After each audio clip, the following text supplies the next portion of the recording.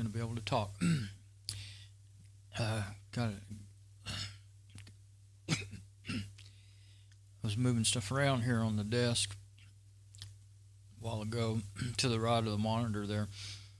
That's where the server where my IBM server usually sits. I'm getting ready to put it back, and that's the only way I'm going to know for sure, how loud it's going to be or anything. I ran it, was it yesterday? Yeah, I guess it was yesterday. I ran it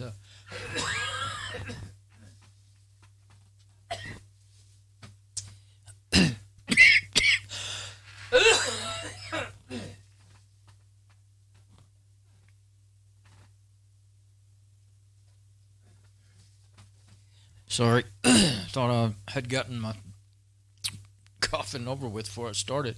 But I did get to stir up a little dust. I tried to be careful, but I was wiping up dust and stuff over there. So worse than ever. I was already, in trouble anyway before I started that. And then I took another allergy pill. And those things, I swear, I can't go without them. But boy, the first 30 minutes to an hour, they just make it worse. Every one I've tried does the same thing. But anyway, the internet was down for, I can tell how long. I mean, I could, I could tell how long if I just pay real good attention, but let me check my audio and everything. I can tell how long by this. I can tell how long by my Uptime Robot monitor for my server. So it was down an hour and 27 minutes. I thought to me it seemed like it had been down an hour to 30 minutes to an hour, probably an hour, but it was an hour and a half. It's been back up for 38 minutes. So lucky the server, as soon as the internet came back, Charter Spectrum internet was just down. I don't know why. I mean, you can't look online to see what's going on when it's down. I do have an old dial-up account that I have used once in a while when I'm just dying to get on there and check emails or something, but it's a real pain. Well, it's got to have Windows to work, and stuff. So actually, I don't have a Windows machine to use right now. So, but I didn't want to fool with it. I just fiddled around on other stuff on the computer during that time, and then I decided, you know what, I'm just going to start, because I wanted to put this server back in its spot and everything, and I wanted to video it. But I can do that. I'm saving a video to always my backup video. Well, I can just do it, without streaming, and then upload it later. Just I don't like doing that because it always takes about an hour to upload it. And last time I tried it, it wasn't so bad. For the last couple of years, it would just, uploading a video to YouTube would slow down my internet to just nearly nothing, and I couldn't do anything else. And even sometimes it would just go all the way down. And anyway, I've mentioned that a lot of times. It started happening kind of back and forth several years ago, and I tried to get them to fix it, and they said they couldn't figure it out. I only got them to see it once or twice, like when you're on the phone with them, and like one time finally I said, okay, I was on the phone with the, support, and I said, oh, watch this, and I started that video upload, and it went down. It went from looking normal to down instantly, down to almost off, so like from 60 megabits to 3 megabits. Sometimes it'll go down and just lose connection altogether. Then your video upload is broken. So anyway, I don't know. They are changing things in our town and in our area. One of my old neighbor, Jeff, the guy that's giving me a bunch of these old computers, his parents still live next door, but he lives, another part of town now. And anyway, we'll email back and forth, is your internet down? Mine's down, We've always done that. So anyway, he's been telling me he's been seeing Charter trucks, or I guess they got Spectrum trucks now, but seeing them out doing work and putting in lines and stuff. So I guess they're putting in fiber or something now. They had all their lines that we use are coax up on the telephone poles, and then they bury the coax line coming from the telephone pole to our house in this neighborhood anyway. And so anyway, it's most of the time it's always been pretty dependable, but of course it's always really aggravating when it's down. But anyway, let's see. I've got that got the IBM. It's sitting over there on the desk, out of the picture of the workbench, rolling work table, and so I've got it kind of ready to go in there. I had all the stuff that generally sits on that table, and the stuff that generally sits on top of that thing, all piled up in there for the last several days. But before I put it in there, I need to do something else. And I thought, well, it might be entertaining. The other day, after I took it out, I had just kind of set my. You can see my modems up there on the top. I mean, my routers. You can see my routers up here on the top, up behind the camera there on the behind the monitor. There's 2 of them. Well, there should be 3. And they were kind of all crooked and just stacked because the cables don't want to reach. The biggest problem is the one on top. It's got a short power cable, and my power is down on the floor on power strips, and I don't really have a good place to put it but down there. And so everything else is fine, but this new D-Link, it's got a really short power cable. And so I was trying to figure out, how can I do this and get them straight and stuff. And I set the D-Link's up there, the TP-Link's there, and then the TrendNet, it's missing. That's because I set it off to the side, and then and before I knew it, I was, you're moving a router. Well, they're all connected together with cables, and well, it pulled on it somehow, and shoot, right down in the abyss and behind there, under the abyss of under the desk. And so I did get down there. I tried to pull it back up. I tried to pull it back up by one of the Ethernet cables, but it got hung, and I was like, I ain't gonna pull too hard, I'll break it, And so there's so many things sticking off of them, and it's still, it's working fine, and nothing. And I think the laptop's on it right now, the one that you can barely see. But it's down underneath there, and I gotta figure out how to get. I didn't want to. I mean, I can unplug every cable from it, and then put it up there, and then plug them all back in. But getting them, like you could pull them. You get a hold of them from the back of the router that they all go to. They go from the D-Link to the TP-Link, from the TP-Link to the. Well, that wouldn't work. There's only one that goes from the TP-Link to the TrendNet. That's the one that gives it internet, right? The uplink is what they usually call that. And they used to put that on my first switch said uplink on it, so I had to learn about that. I didn't know what that was, My first switch wasn't a router, it was a switch, because I actually didn't know any difference. And it was but it worked perfectly. The only thing was I had to, I learned how to turn on, use Windows XP to be the router, the operating system. It was built in, and so I plug everything into the switch and then route everything through a little router inside of Windows XP. I bet you didn't. You might not have known that was there, but it was. But anyway, finally after a while, I graduated on up to. Well, I don't know, it wasn't necessarily a graduation. Why did I? I just wanted more ports, I think, so I got a router and used them both together. And then years later, I started getting Wi-Fi routers, So anyway, what was the point? I don't know what the point was. Anyway, well, if I unplug all those cables off of it, there's only one that I'll be able to get from up here. The rest of them, the last thing I want is to get under that desk and crawl around and mess with my rat's nest of cables. I try to keep them, from getting into a rat's nest, but it's nearly impossible over time. Unless you want to see that little white thing right there, that's a computer rack, and it's got cable management on each side. And I have some on the other side. I actually have some put in there right, but you got to have really long cables to do that. So and of course over here behind all this, you don't have cable looms or anything.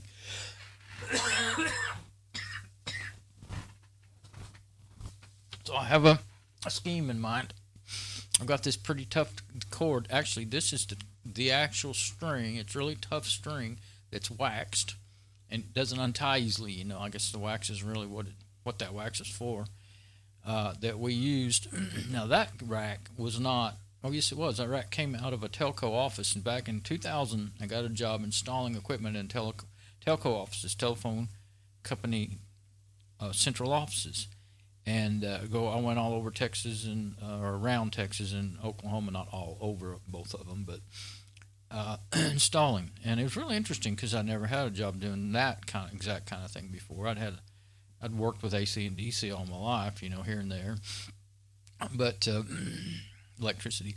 But oh, and by the way, the telephone company uses negative 48 volts off of, and they have backup. It's kind of funny because they're backup batteries, but they're also part of the power system for the phone system.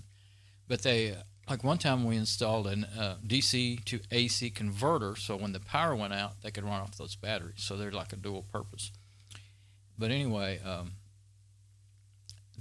course, they keep those batteries charged with AC power in the first place. But then it can also be used in the reverse to keep the lights on and keep everybody home. Keep working. It's really interesting to me. It's the systems are so redundant and originally well made, to last and work forever, and they did have, Of course, there's always been glitches along the way, but anyway, I've seen everything from computerized switching to the old-fashioned electromagnet and a set of points. And that electromagnet makes them open and close, and that's how and like a whole rack full of them, and that's how phone calls would be switched. And before that, it was the whole thing you see on the old movies: a lady at a switchboard or a young man, usually, who they would hire, plugging those things in all day long, saying, "Hello, how can I route your call?" Operator. That was how they originally did it. But anyway, this string is used to tie the cable to the cable racks. And see, what they do is in the telephone company central offices is they route the cable up mostly around close to the roof of a tall building, like 20, 25 foot tall ceilings. And they have we call them ladder racks because they just look like a ladder. And they're heavy steel racks that can support, we had three to five, we had like 1, 2, 3, about 5 guys in one rack one time pulling cable. We were pulling power cable. And it's really heavy and hard to pull. It's like 4-aught, it was 4-aught cable that goes to those batteries. It's about, I think it's either the wire itself is either 3/4 diameter or 1 inch in diameter. I think can't remember. But anyway, and then of course with the casing and, the insulation would make it, the outside of it's even bigger. But that's some heavy stuff. So anyway, then they actually sent us to classes up in Ohio to learn how to do a lot of this stuff, tying the right kind of knots and everything. And there was only one central office telephone system that didn't require this kind of string and learn how to tie the knots. And it was GTE was what it was called back then. Then they got bought out by somebody shortly after 2000. And now they're all kind of merged up, and they'll tell them what, it used to be Bell. I worked in a lot of Bell offices. Well, they don't have really Bell offices anymore. Southwestern Bell offices, they all got bought. AT&T and Verizon Wireless at Sea. I don't know. I don't remember. I haven't kept track of it. But anyway, GTE, my point was the only one that would allow you to tie it down with zip ties, and there was actually a really good reason for it, other than probably tradition. But I mean, this stuff really did work well when you did it right. You could make the neatest cables you ever saw. Cable runs,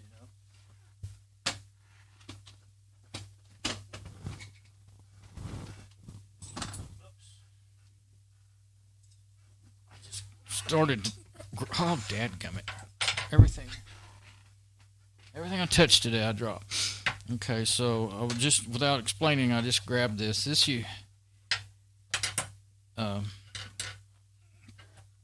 is a little kit that we had to buy and wear on, and we'd wear it on our belts. And this stuff would fall out sometimes and go 15 to 20 feet to the ground when you least wanted it to. When you're working up in a rack. But you have a little pair of scissors for general cutting string, and well, you could cut wire with them. They're really good. And this was for helping you tie those fancy knots.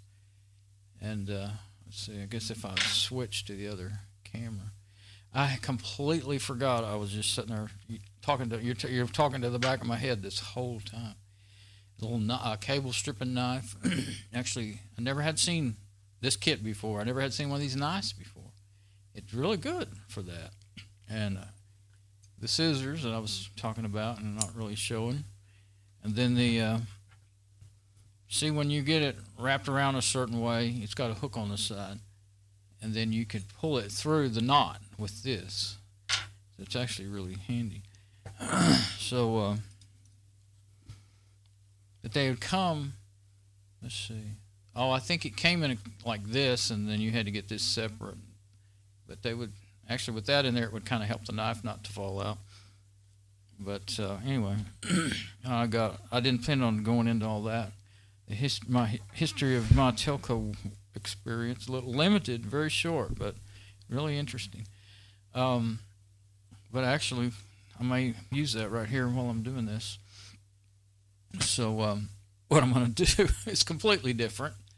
I'm going to wrap this around that router and see if I can pull it up without me having to actually get under there. So that's what I was getting. My point I was getting to. So I think I'll leave it like this. The scenes, I mean. And get to the other mic.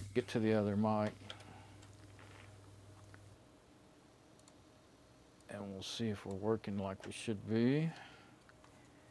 Let's see. I may move that mic all the way up and hang it up on the rack like I do when I'm not using it.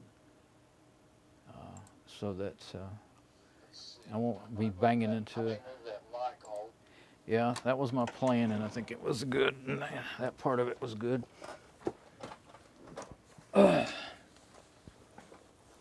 Oh, I was tired today. I would actually almost, whenever the internet was down, I thought, well, you know what, I don't care. I'm just going to watch some videos, but I got bored with that real quick. I didn't find anything I really wanted to sit and watch. I just kind of was some videos that I already, that I have on my machine and on my backup drive. Of course, I've seen all of them I have, and I just thought, I don't want to read through them all, so I just started playing them, and skipping ahead and stuff. And I was like, well, this is boring. So, all right, so here's what I'm thinking. Oh, yeah. Yeah, I'll go ahead and do that, and of course, you're not going to see my face with that one, so yeah, this is the one I was thinking I would take. Give myself a little more light in that corner, and put this one under here.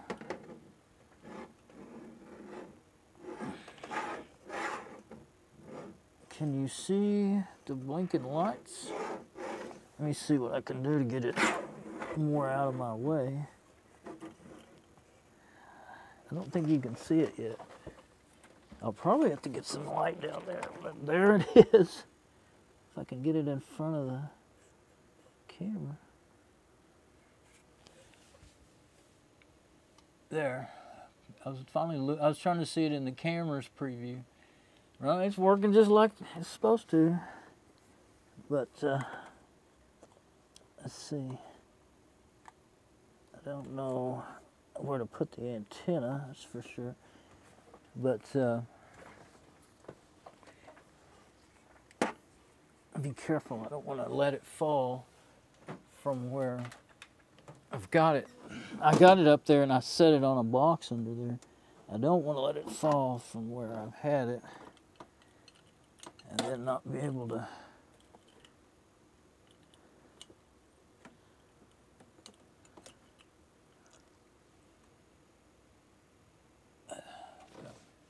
got rather lucky on that. Whoops.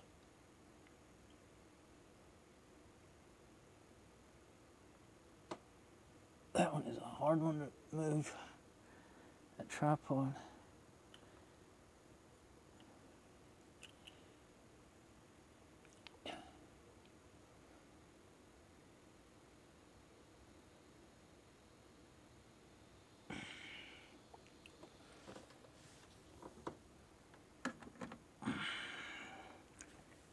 Okay, now, let's,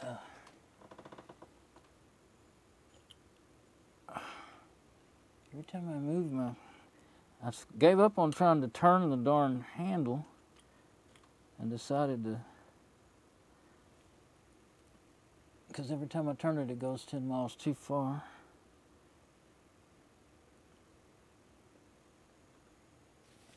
Okay, I mean, I'm trying to do it quick and not spend all the video adjusting the camera.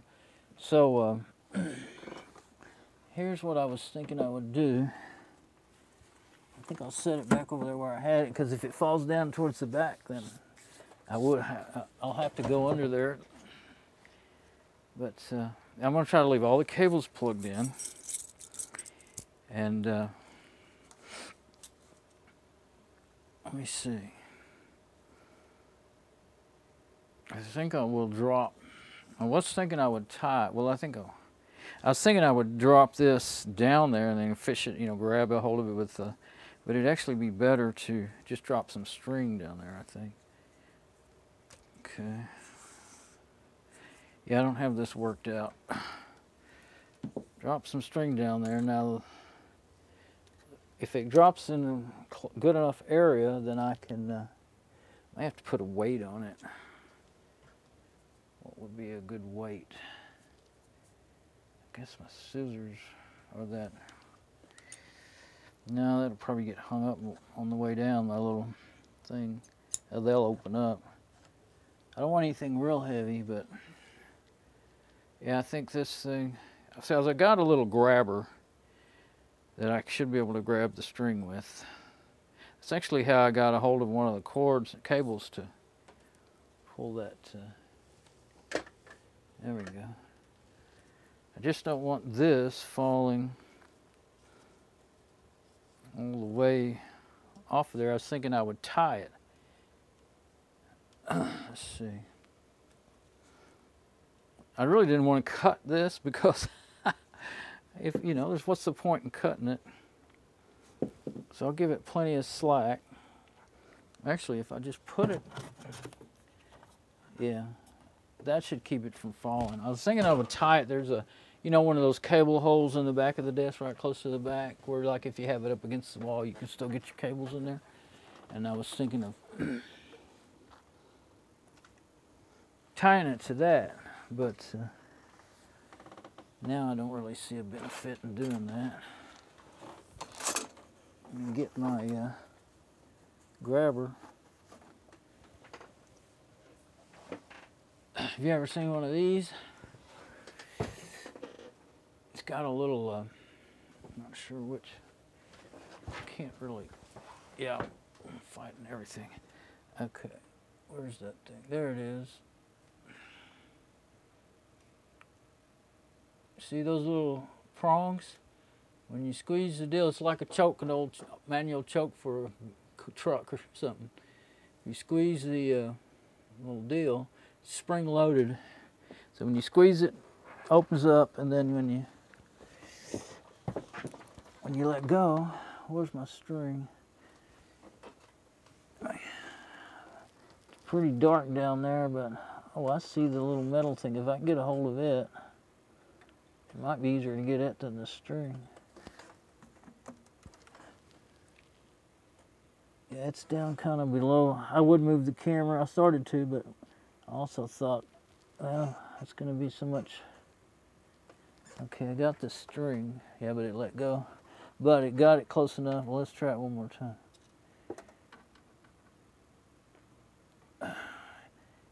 Because none of us wants me having more coffin fits. Get down in the dust.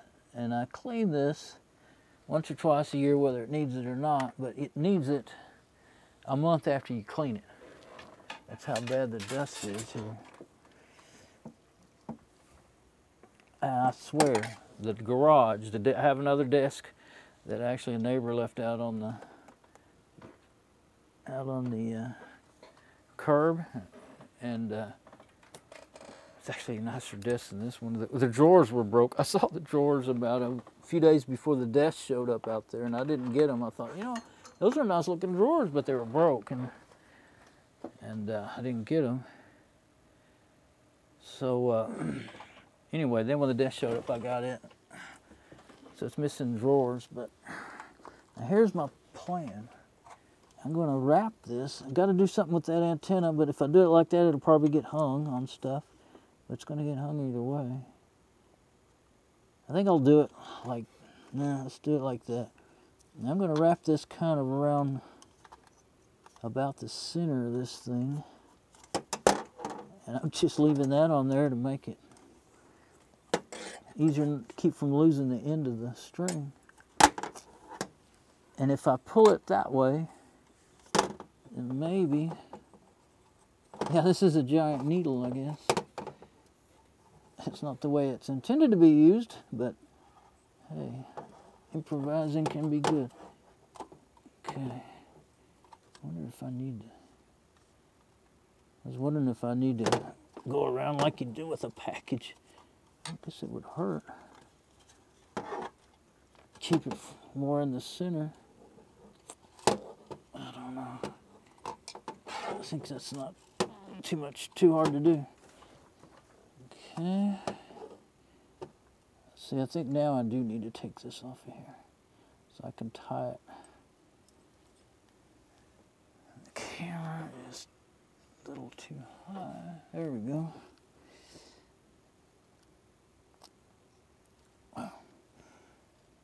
But yeah, that's a computer that I'm setting, everything is setting on. That's my old 400 megahertz Dell that used to be my server for several years. Pentium 3. And it's such a good footstool, I just left it. Really, well, it's not, I mean, what I'm using now is a 2.5 gigahertz. So, you know, quite a bit more power. And the Dell, there was something odd about it. I guess actually the whole time I had it, anytime if the power went out or something, and it, you know, of course it would just, I had it set to just start right back up, but it wouldn't always be online because a 50-50 chance that it would hang up on boot, and I don't know if I want to. Yeah, I'm going to tie it in a knot like that, because if I don't, it will, the loop, if I make a bow out of it, the loop will get hung. Okay, so, now I'm thinking that maybe I can use this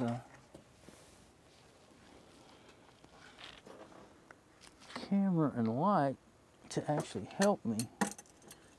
This is not a one-handed mover here, though. Okay, so as this thing goes up, can I put that camera in a place to where I can see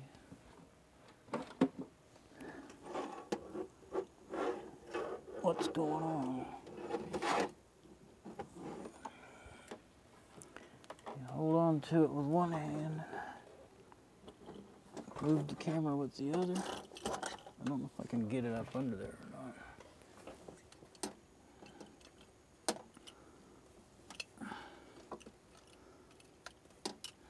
not. Get my glasses on the desk.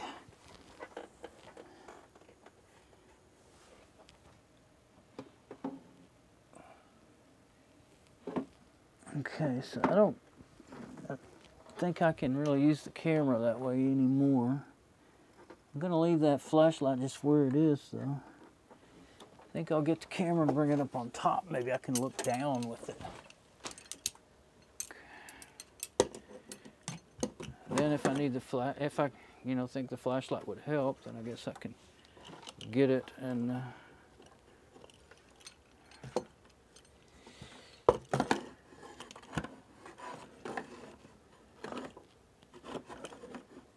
this is not working. If I could do it, I guess if I'm ever going to get any use out of this, then I need to. I don't think there's any way for me to. Oh, I can't see the preview. It's too dark down there. I need light so I can see what it, you know, if there's any chance of it coming up, or if it's just gonna. I mean, you got 3 routers and the modem. The modem's going through the hole there.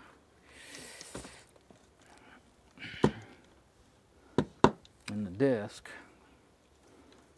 Wrap this around my hand. Yeah, see, there's the hole in the desk. Modem's going through that. This, I'm scared I'll drop it down there. I'm actually trying to use the camera as a, there we go. Let's wrap that around one more time. Trying to use the camera to see with, because there is a viewfinder on the camera, you know. Okay, so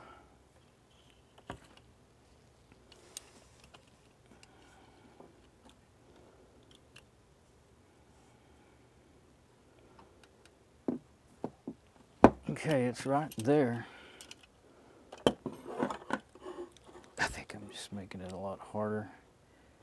Trying this, use the camera. I saw it where I can grab it.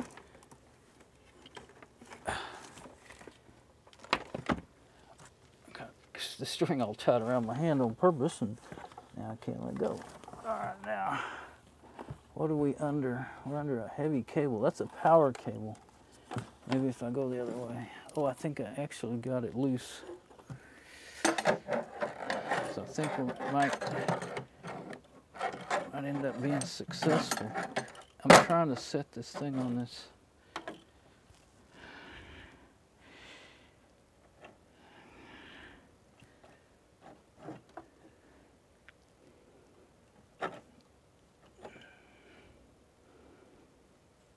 Where am I? Okay, it's there. And yeah, it's not dragging a bunch of any more cables than normal anyway. That was just, I actually got really blessed on that one because leave that light on for a while. Ooh, I almost ended up losing my Ethernet. I have my Ethernet, my USB, and my power. They're just long enough to reach around in front here. Anyway, they were all sitting up kind of right behind the monitor.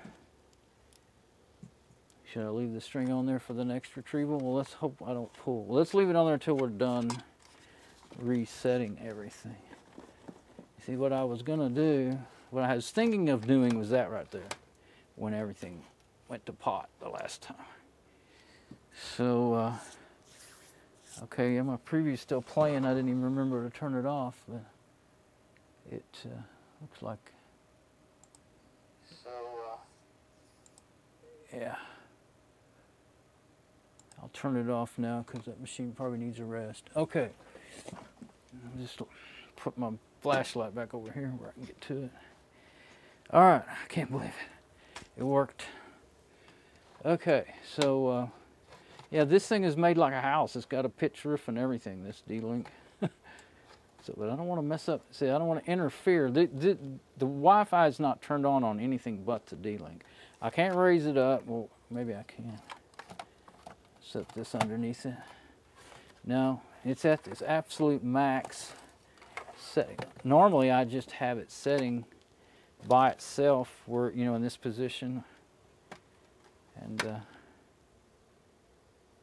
anyway, yeah, the radios aren't on, so I'm not worried about. But I don't want to have something right, you know, running electronic device right next to the antennas and run my Wi-Fi, because that's how my cameras stream. They're over the Wi-Fi. Okay, so did it. Woo! Now, I just got to make sure I don't.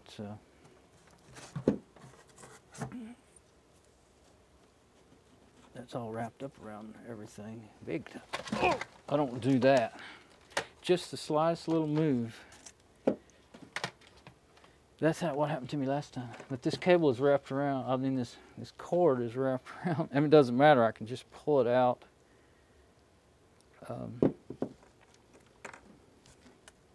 Might use it as a safety. I'm going to pull it out. We'll put it back in there where I had it hiding. I can pull it out from the, I lost what I was going to say. I have to find a better place to set this thing because I don't want it going back down in there. Okay, I'm going to try setting it over here. Yeah. Now I'll set it over there on top of my KVM switch.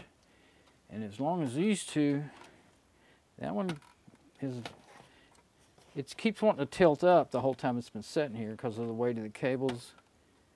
And it seemed to have said okay on this box all by itself, but that might actually end up being in the way of the, how did I do that before? Oh, I see. Yeah, those cables don't really lend to straddling those antennas. And this one has 3 antennas. Of course, this one has 4, but it looked like it would be the strongest thing ever, but it actually got walked on by the Linksys, the old Linksys WRT45, whatever.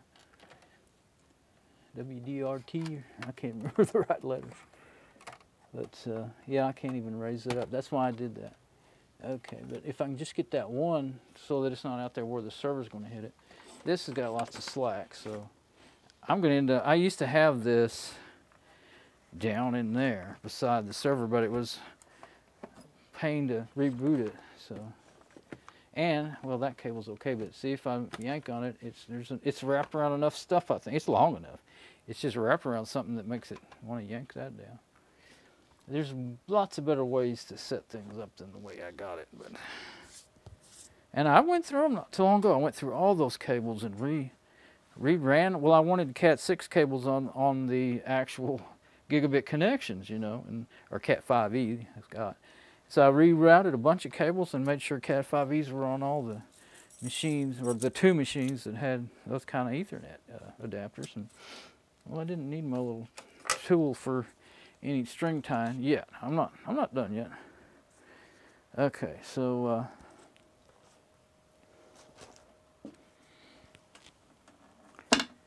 I guess that's actually the way to leave this camera, is right there. There is one thing. Really, I think it ought to be plugged in. I don't think I can do that. I was trying to move it a little. Where's my spot? Maybe a spot where the server's going to go. Let's see if I can get a shot that's not completely horrid. Let's just move this thing everywhere as much as I can to try to do that.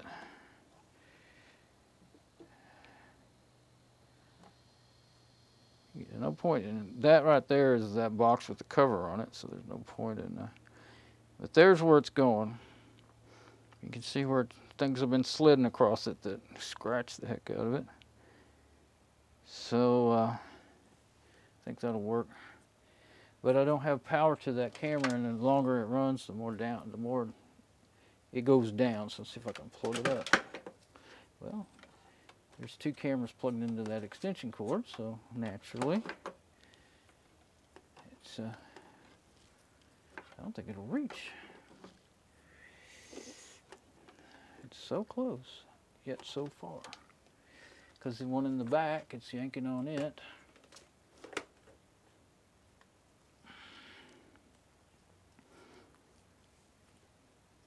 Well, let's just, it won't run, it probably won't run down. If it does, spend more time trying to set it, keep it from running down, so I run it down, trying to keep it from running down.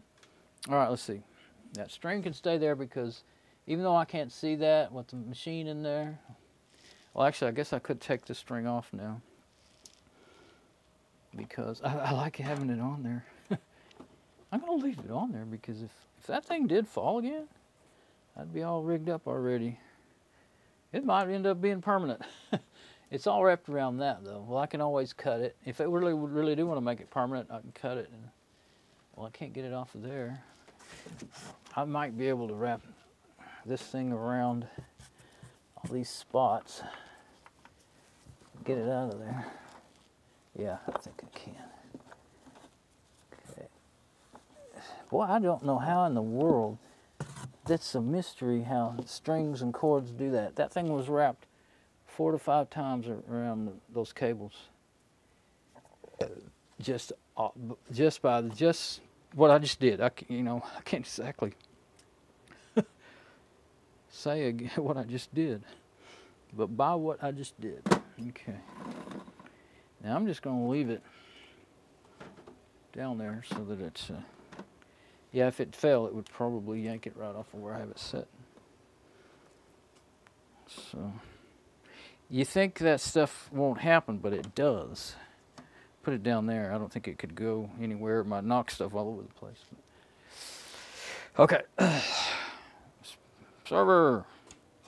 I'm going to give it, I meant to do that already. Oh. I do not know why that thing just doesn't want to slide out. Oh.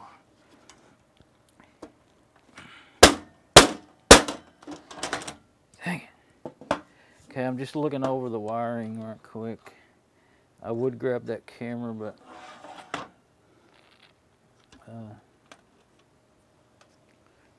it's not plugged in. Let's grab it.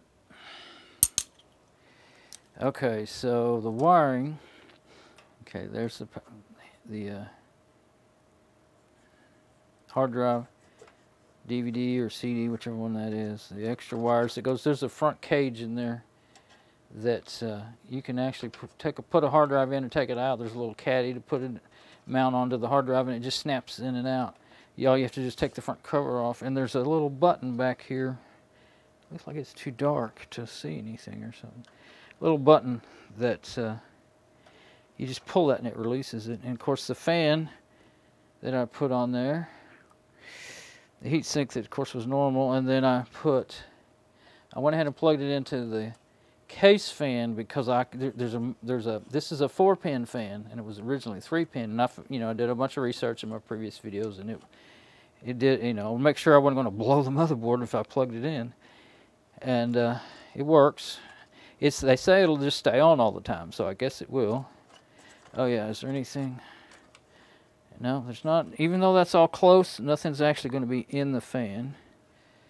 So right there. So I guess I'll put the lid back on it, and this case is the wildest shape any case I've ever seen. It's got kind of a triangular look. Well, I don't know what I don't know what shape you'd call that. It's square across here and across here, and then it's angled this way and this way. This is not. I don't know if you can see where I'm pointing, but oh, there we go. This top is not flat, it's angled, and so is the front. The only square corners on it is the back, and that's easy to put on, but it really is. Once you mash that button, and I don't know if it doesn't let go or what, but that handle is actually hard to hold on to, because it's just like they just bent it with some sort of machine, probably in a die, like a hydro press or something like that. But anyway, it's bent, and it doesn't give you any. I mean, that's a good way, good manufacturing. I mean, it didn't add any more material or anything but just that step, in the process. But anyway, I ran it 2 or 3 hours last night while I was eating and stuff. There's another one on the top that looks like a button, but it doesn't do anything. Okay, and is the front on good? Looks like it. Sometimes it's not on good when you think it is. But that part hanging off the back is also good for carrying. Okay.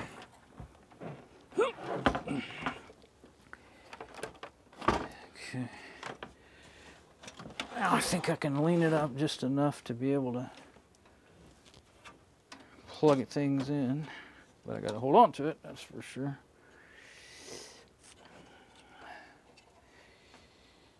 And my camera actually needs to needs to be in the spot where it normally is, and then I think I can turn it on this. Ow, that hurt. Tried to catch it, it fell, and I tried to catch it, and I got something sharp. Now I can plug it in too. But yeah, if you're gonna do that bad at camera work, at least have one steady camera, so everybody's eyes don't completely roll plumb out of their head. Okay, so this is what happens in a one-man show. That's going to be too high. I don't know why I did that. I wanted to be able to see it, but I don't know if my cables are that long. Anyway, it feels like I might have cut my finger, as per usual when you touch a computer. I'm about to watch out. I'm going to break that clip. Usually I put tape around those Ethernet cables so that you can't break them too easy. But I didn't do it. I'm going to lay it like that and see if, no, they won't reach. Does any of them reach? I don't even think the Ethernet cable will reach. Yeah, it'll reach. And I'm not going to untangle them because it just, if I don't get that thing plugged in, it's got a good clip on it right now. If I don't get it plugged in while I can, I'm liable to lose cables down and then it'd be in worse shape than it was with that router. But I gotta at least see where the, I shouldn't have grabbed them all at once, I guess. Now, it takes one hand to hold it and another hand to, there we go. Uh-oh. You always want to look at your VGA cables before you plug them in. I think these are bent. Oh. Oh, one's broken off. One of the pins is flat and missing. I'm surprised. It probably won't get full resolution. No. That is a dummy. There is no pin there. I don't remember that. There's a hole in the middle of any of my with no pin. It's not broken, it's just plastic there. Let's see, are they straight? Yeah, I believe so. This is very precariously balanced. Okay, so this has got an onboard VGA. I think I had it plugged in because I was worried about, oh, now the power will move. I guess it was just, I thought it couldn't move. I'll get the power plugged in and then it may come on. And then I'm going to tighten these down a little bit because usually I don't, because if you yank on the cable, it's really better. I'd rather the cable come off than break the connector off the back of the computer, but in this case, well, I don't know. Some of the motherboard connectors are sturdier than like VGA card. I mean, video card connectors sometimes. And this one is so hard to put back. I stack my modems on here and everything, so I have to do so much work to put it back. Okay. Not exactly sure. So far, so good. Yeah, I can move my... I think this time I'm gonna... Oh, it won't make it all the way over against... Well, yeah, just about. Last time I had it over to the left towards the monitor, and I had the modem on the right of this. But this time I'm going to put it next to the box. Because I remember there's no vents on that side of the case, so there's no need. The vents are here. And I don't want to... I could put the router modem down here, but then it would be blinking in my face, so... I could put it down there. It's really been easy, and oddly enough, the reason I had it down in that cubby hole was to keep it from something going on here. Yeah, if you get too far back with the machine, then it wants to bind up on the cables. Okay, so.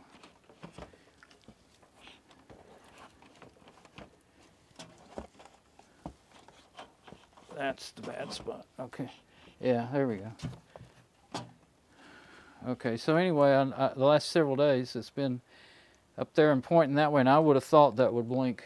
It was so, those lights are so bright on this thing, on this modem, that they would blink on the ceiling at night, so I was always covering it up. But for some reason, with it right there, it hasn't been bothering me. But when it was down there, usually it was always on the desk and something down here or over there, I would use my one of my Shure mic bags. I'd put it over, you know, in front of it and everything. Well, I had it pointing this way too.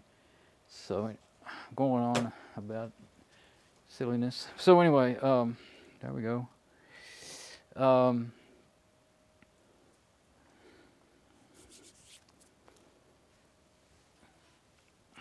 to figure what else I want to do. I've got a cable that was going to be in the way. I just realized of things. Got actually two cables that I would rather be held down by the corner of that machine. There. I want it to be kind of straight. I want to be able to move that. And let's just turn it on before I redo all of my routers and put them in their places. Now, does everything still look like it's working? This thing popped a wheelie. It's gonna go, I'm gonna put it back like it was. It's really, I think, it's set much better without anything under it. It's just got it up so high that I guess the weight of those cables and all, everything combined, like I said, the shortness of, you saw, I guess you could say I was probably in the way of the shot with my back a lot of the time, but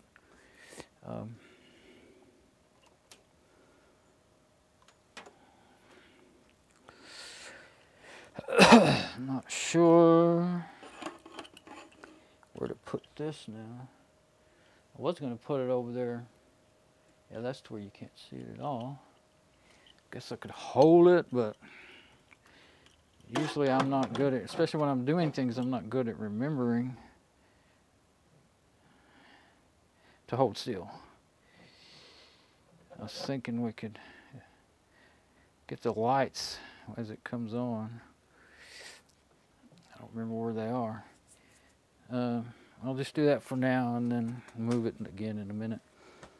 Okay, I guess I can, that light up there bothers my eyes really bad, so I'll turn it off for now. And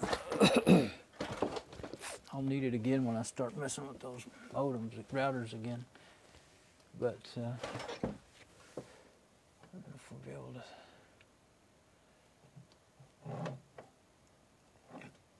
There is where the button is, and that's where, the only place, there's not much light on the front of that thing. Okay, so I think it's time to reload the preview. That way, well, if it stops playing, yeah, I'm still alive. So today I have to worry about whether or not I even have internet.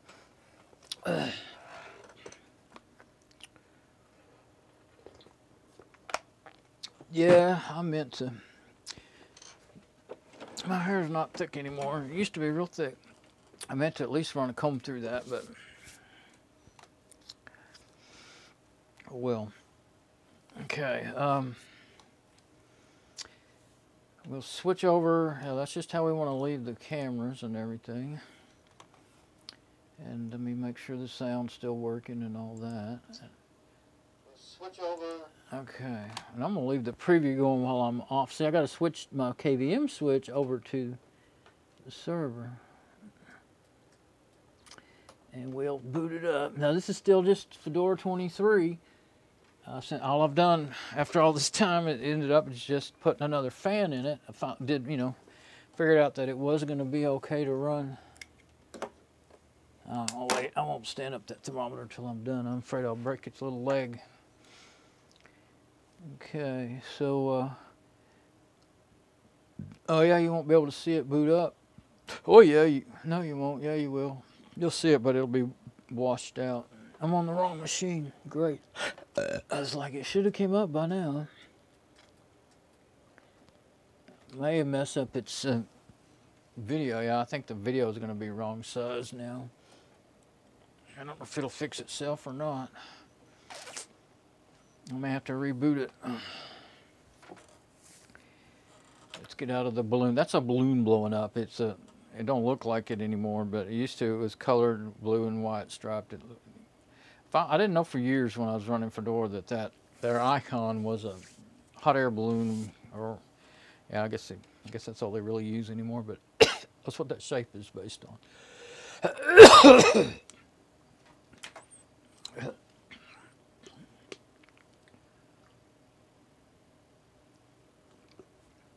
The text looks the right size, so maybe it hadn't looked for the monitor yet. Or maybe it, I don't know, maybe it has 2 stages of looking for the video.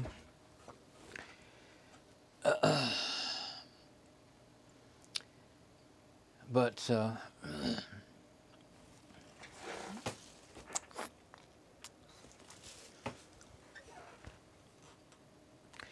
you know, you don't, for it to work, you don't actually have to. No, I think it's going to be the wrong, yeah, it's the wrong size. I think I'll go ahead and reboot to get it the right size. That's the only really good way to do that. So it booted up fine, and I have video, so we'll get on it. And it's right now it's not loud. I mean, I was worried about, since there's vents here at the bottom. There's just like, well, there's 4 rows of vents, air vents, and then the rest is solid. And in the front, you can hear the sound out of it. But I was worried yesterday when I had to get up close to really hear it. But I thought the sound that other fan is making is a little high pitched and a little more irritating than the old fan. But it wasn't very loud. And I thought, man, right there beside me, you know, in front of me like that, coming this way, I thought it may just drive me nuts. So the only thing to do is stick it in its place and see. And since I already have that, I'm thinking, well, let's boot. Oh, let's watch the boot. Oh, yeah, it's smaller, a lot smaller now. Okay, the other size was easier to read, but that'll make it the right resolution. But the gateway that actually has a good fan with a broken fin, since it's already in here, I thought I might put another fan in it. But then I got to thinking, well, this is the one that I want to. I always dread turning it on because it's got a really loud fan that whines in a way that drives me nuts. And I thought I ought to put my best fan in that, because that's actually my old Fedora 14 machine with 4 hard drives in it. It's got all kinds of apps I can. It's the only place I have some of those apps, you know. And then of course a lot of my old old videos, old files, you know. But I'll just always hesitate to turn it on because I can't stand to listen to it, even more than even the added heat, you know. Like lately, I haven't had trouble with heat. It's the air conditioner's been running plenty, and I haven't had trouble. So let me get my. I don't remember the password, so.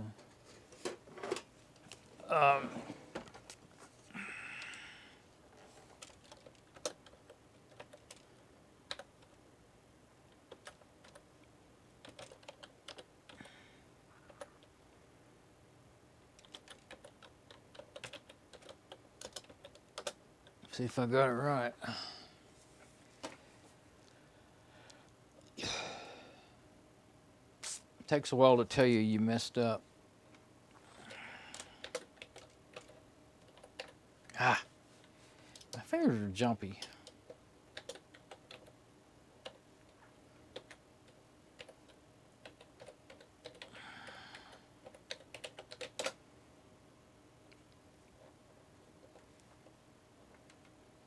I think I got it that time. I need that. Okay.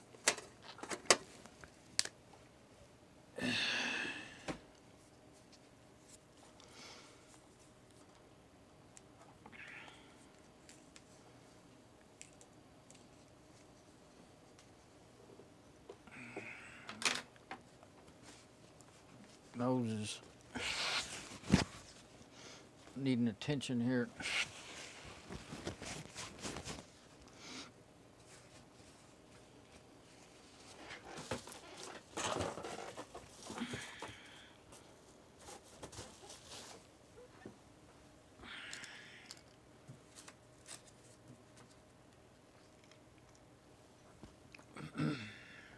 I keep a comb. For many, many years, I've kept a comb in my pocket, and it's in there, but I keep thinking, oh, I should comb that bad spot in my hair. But I can't get it out with this bag, with the microphone on, so I'm stuck. Okay, let's see. No anything squawking that the Ethernet's not working. Okay, 024. So it looks like it's Ethernet's working. And I'm debating about whether I want to. I think I'll run it a couple hours before I do get on the router and switch. You know, the forwarding, the port forwarding right now is going to that one in the garage, and since I can check it again, but it was back online. And well, it checks the temperature. This little thermometer is indoor, outdoor, so you can switch it. 86.7 right now. Well, it probably changed a little bit. And I've got those fans running on it too, so the one in the garage it usually goes up a little bit. Yeah, it's got internet, so I should be able to. No, I don't want to go look at new ad settings. I've been popping that up over and over and over for a week, I think, or more now. Okay.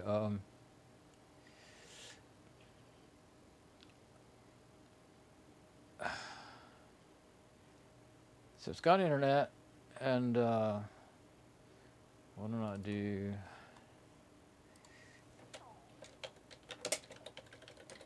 Let's do a speed test. And it's quiet. The hard drive's not even making noise. Matter of fact, I heard the hard drive doing its normal. Okay, yeah, now I can hear. I think it's going to be okay. I did think that brand new fan seemed like it was turning awful slow, but I mean, I didn't feel on those CPU coolers, those older ones like that, you don't really feel the air moving. You can put your hand up there, and I didn't really feel like it was. I thought, is that thing actually moving less air than the old one? You know, but so that'll be the test. It's to see if it works right. Let's see. Let me get over here on the other machine and zoom in on the monitor. Hopefully I didn't move anything. And I keep wanting to get back on my other mic, but it's not absolutely necessary, is it? So, as long as everything is working, it's not necessary. Absolutely necessary. Okay, so I think I'll stop the other laptop from watching my video. Now,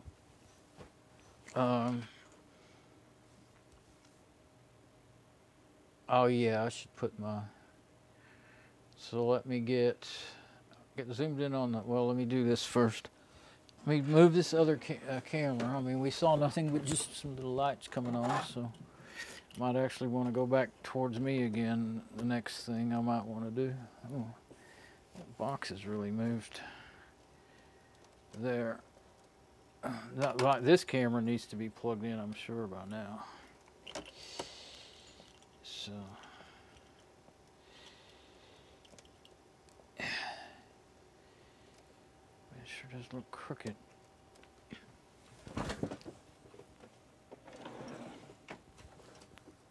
My preview is really behind. Okay, so usually what helps that is to go to the desktop. Well, I need to anyway, because I want to open up my web browser on this machine. I don't know how well I aimed that camera, but I'll find out in a minute. I mean, the preview on my little streaming machine hadn't changed yet, and on the I think I paused the. I mean, the stream's okay. I can see the health is good. I'll go ahead and start my preview again. Okay, so let me get in here, and what I did is I zoomed in and then just zoomed back out. I figured that would be a pretty good, and it was a pretty good overall area view like that. So now I can just, it moved some. It always moves, but I should be able to tweak it a little bit.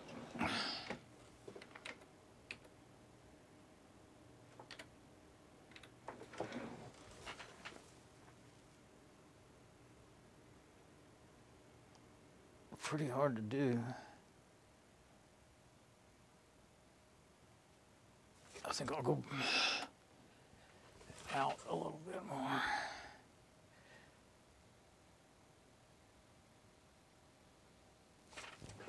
I'll have to do, you can do that forever. And then darken it up so that you can look at the screen. And okay, so now we should be okay. So I can show you what's on the other monitor when I switch. I mean, you know, I mean, it'll be blurry, but at least you can get an idea. Okay, so yeah, I'll just leave it on camera 2. Let's see what camera 1 looks like. Well, it's not too bad. I actually guessed pretty good. Okay.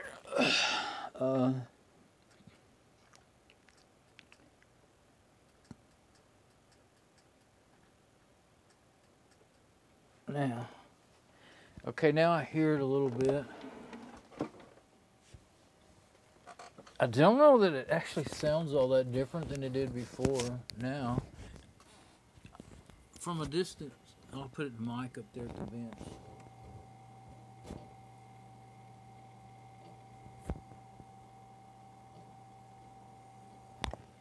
And around the front.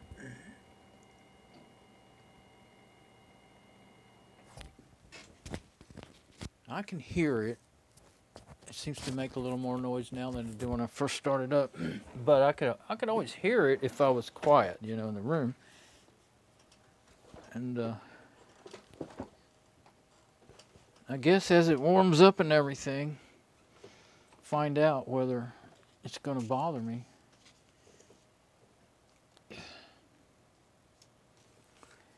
And let's see, I'm going to look at my notes now to see what I might need to do. Oh yeah, I was going to run the speed test.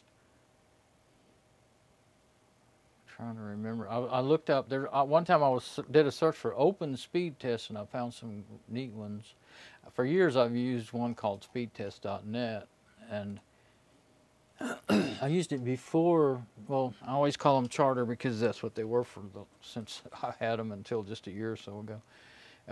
Spectrum. No Flash or Java. This one's called OpenSpeedTest.com. It's not the one I was thinking of. There's another one that'll actually automatically run speed tests every few minutes. But this one I think is all right. You get quite a bit of different results from different sites.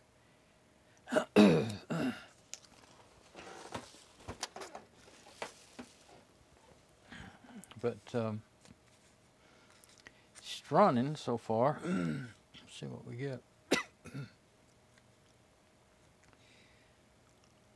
That's looking really bad. Of course, the internet was down today. It could have slowed down. Well, I am streaming too. And so if it's still not working, it showed to be working really well right after it came back on. So I just went ahead and started. And my stream health is good. I think this is the one that you can run it again and then the speed may jump up. It doesn't have I don't think it finished the speed test. Download 0.19 megabits. Upload, it doesn't have a number. Oh, there it is. Upload download 0.19 megabits, not even a megabit. Upload 2.2 megabits. Now, I don't know if that means anything or not. Let's see. Let's go back to those search results first. One good thing about using the one you've been using forever, you know what you expect to get out of it. But that one I think is the one I quit using because it gave really wildly different results. Like if you just do them.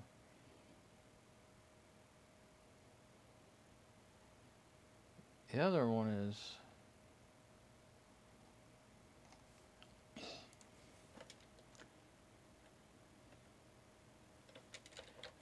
auto speed test. Oh, something about automatic, you know, speed test.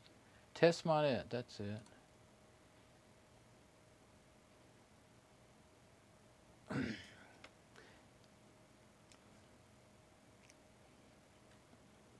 Page isn't coming in real fast. I can just see that. Let's see. I'm going to put that. I'll try to put it in my.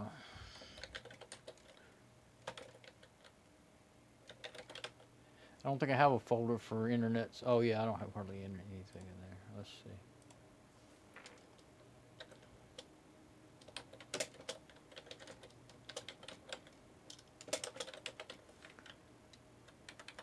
I'll put ISP speed test sites. This is one that, let's see, start automatic test. The funny thing about it is it's download or upload or combine. See, it doesn't default to combined. And then start automatic test. And if you do it like that, it'll test it once every hour, but you can go down to every 5 minutes. You don't really need a lot of them. 5 times is plenty. I'm going to do that for right now while I'm looking at my notes, and then I'll try that other one. I think that does it. Yeah. And if you sign up, you can get, more often than 5 minutes. Oh, I think I have to go back and select 10 minutes. That's right, you sure do. So really the automatic, I'm not going to sit here that long. Oh, 5 times every 10 minutes. Even just one test. This is seems to be a pretty accurate one. Okay. But the other one is quick. The one I've always used, speedtest.net. It's quicker to get going. You just go there and click go. This one will download a file and see what size of file goes good with your speed and all this stuff. It's doing that right now. It's really cool because you can, like, if you're trying to figure out what's going on over time, you know, over a couple hours or a day, you can turn it on and just let it run. I was able to use this on my phone, so I was able to use it on my machines out in the garage, you know, and these machines in here. I mean, it doesn't take Java or Flash to work it, so, you know, it's really a good one. Okay, what did we get? 25.9, upload 2.1 megabits. So, and when I tested my speed, my official speed is, you know, subscribed speed is 60 down and 4 up. And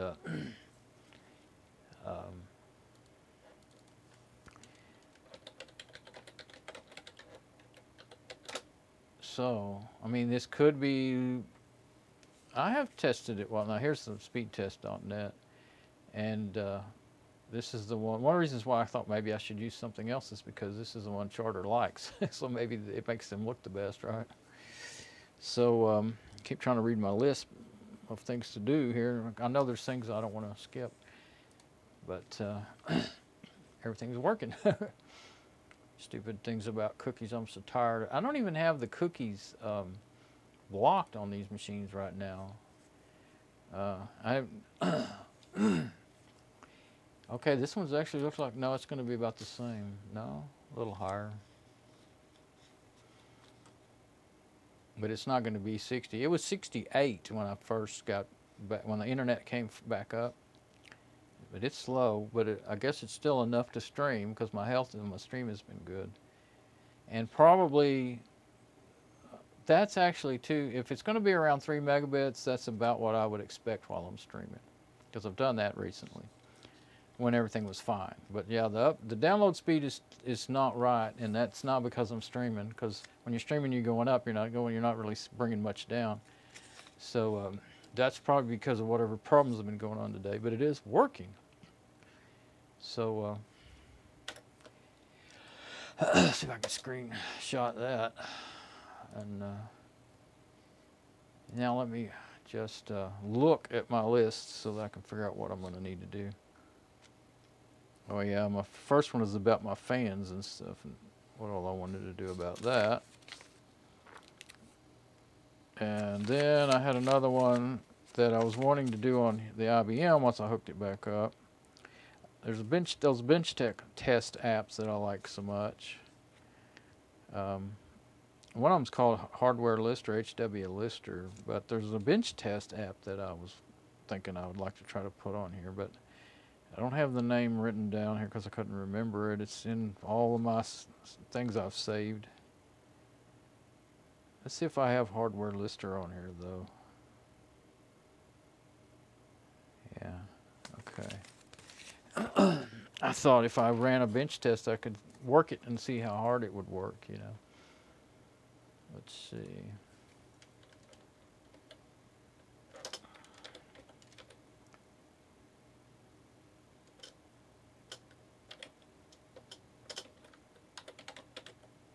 Don't look like I have it. Let's just try it. See, I think I know exactly how to spell it. So let's see if I can install it. This machine being slow, it's even slower to open up. Well, I'd be able to use extender, which is better than DNF Dragora, but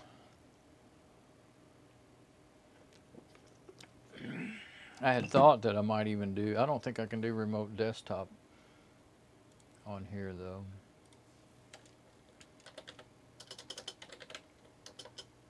See if I have anything for that. I've got viewers. Yeah, I don't think so. I don't really want to even, I mean, even if I put just KRFB, which, you know, it actually not set up to run all the time. You just turn it on or turn it off. Even if I had that on there, I don't know if it could be running some processes. Oh, well, I mean, if anybody did get into your machine, if they SSH'd in there, for instance, then they could start it and then set it, you know, people that really know so much more than me, that they could set it to run all the time.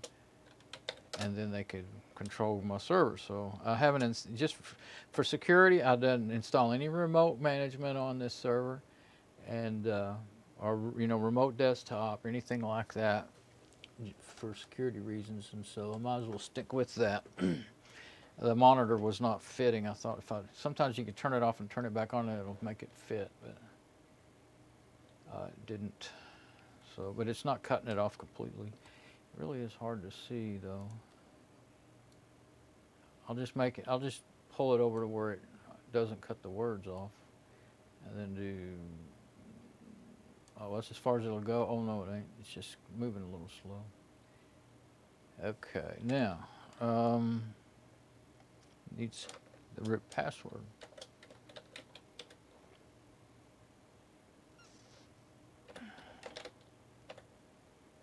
I may have typed that wrong.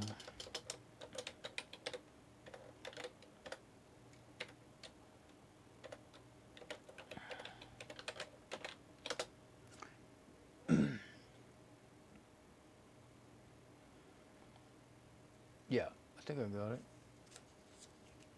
No failure, okay. I did not get it.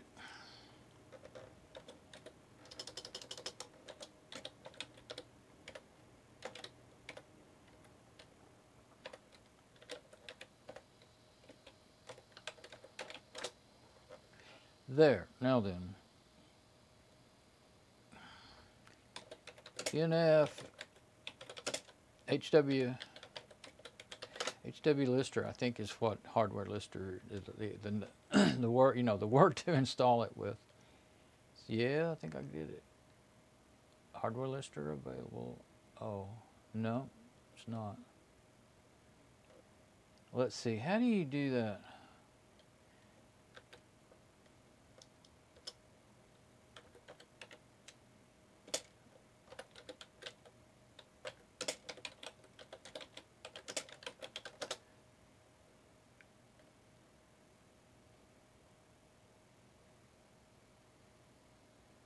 Oh, I don't remember how to do it. You know, you can do RPM grep or grep RPM or something. I don't want to start typing a bunch of commands and lose it.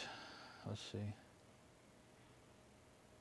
HW Lister, that's what I typed, so.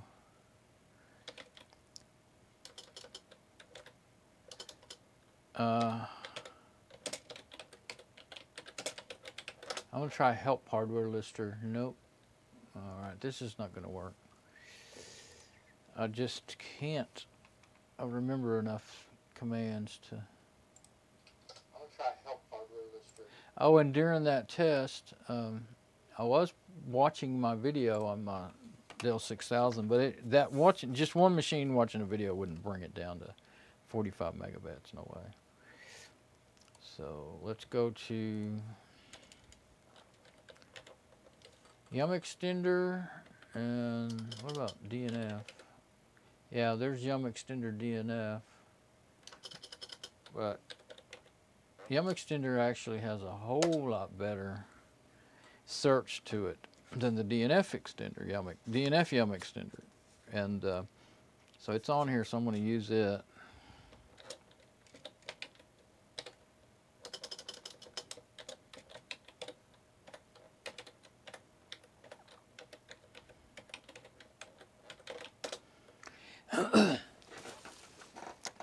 Anyway, yeah, I forgot I had meant to not have my preview going while I did the speed test. And so it would make some difference, but I just realized, well, I'll leave it alone. I turned that one of those little speakers on top of the TRS-80 sideways to get my tripod up there.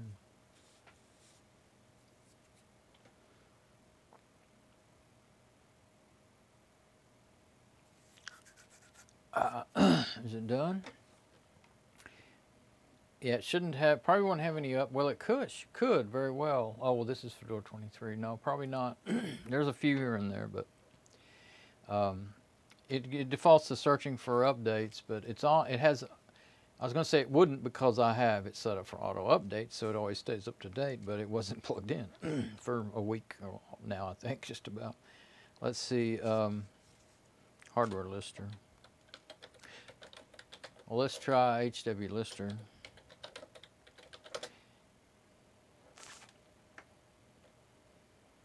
I'm almost certain that's what it's called. I mean, it might be HW-lister or something like that, but I thought, well, I'm not just going to keep typing commands and guessing at it.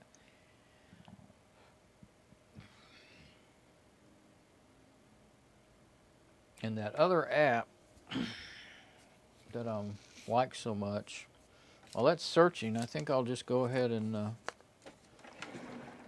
get my other mic out and switch. And how did I do that? Oh, that string to the other router is, I was like, how did I get that out there and then have it, I'm trying to figure out where to put it. I slid it beside the side of the monitor is what I did. There we go. There, I'll set it up there. Now I can get my mic out.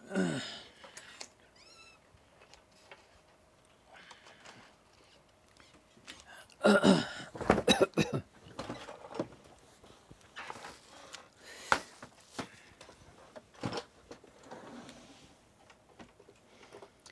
we go. Okay, now I think I'll get my remote, my long stick. So I have to switch back to my machine to switch mics. Thinking I should. Let's do another search before I do that. Takes a minute for them to come in.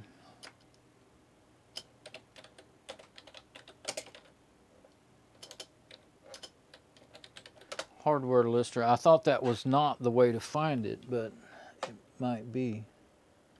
I just put in hardware lister.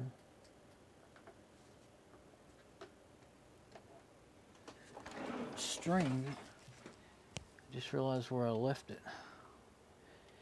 If that thing were to fall, at least I'd like for it to not drag everything back there down with it. I don't think it's going to fall unless I start yanking on stuff or something. Now I went to the wrong machine.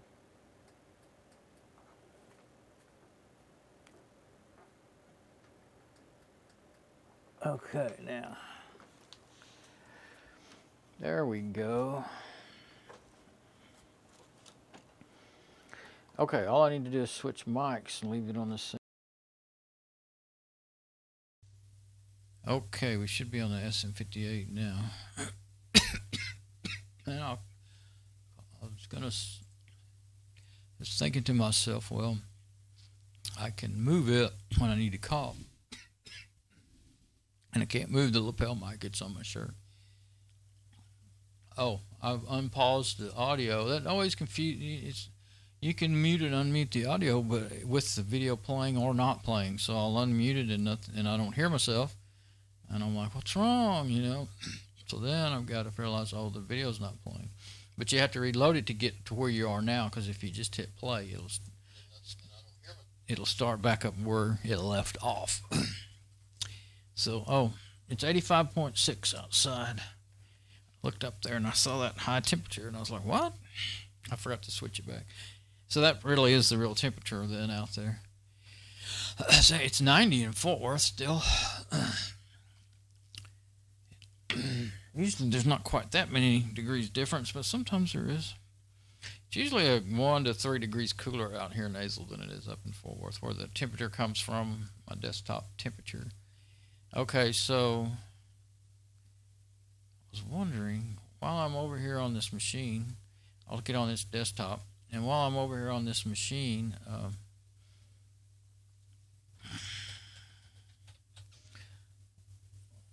let's see what I've got.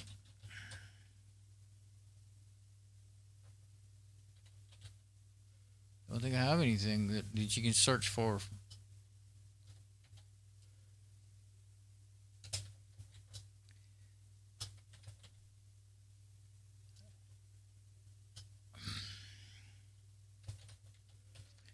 Try system. I don't think they come up under system though. I know I'm almost certain I have hardware lister on here. But if you type in hardware in the app search, you don't see it.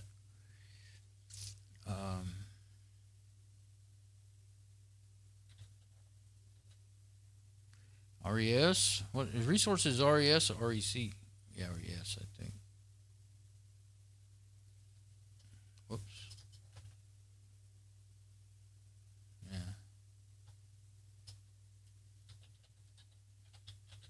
Yeah, I think that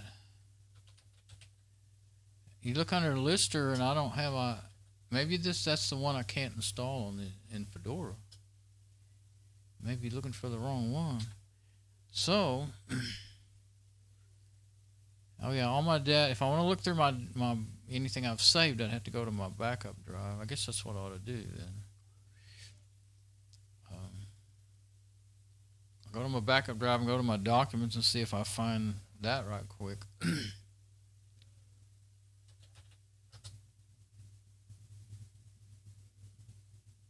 One called Hard Info. Doesn't matter. Nothing comes up under hard. Nope, nothing under info. Okay.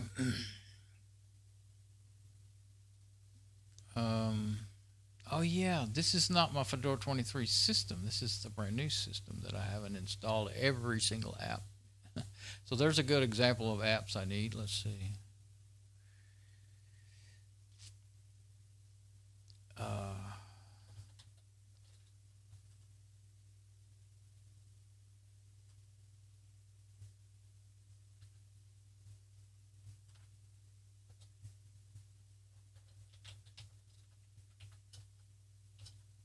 Problem is finding it. Whoops. Hit enter twice.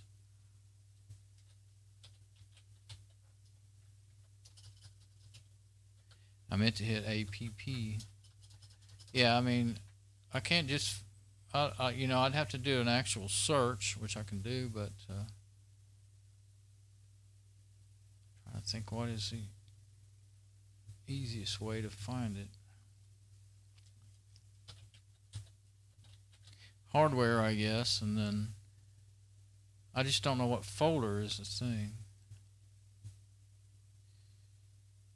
Nothing. Okay, so I don't want to search all of my documents. That'll be, yeah, I don't want to make this machine work so hard that it, you know, I mess everything up on my screen. So I'm gonna quit looking in there. I don't. Sometimes it comes to me.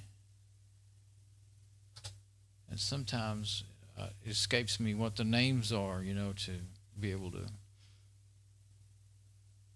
So let's go back to the camera monitor camera, and switch back over to it, and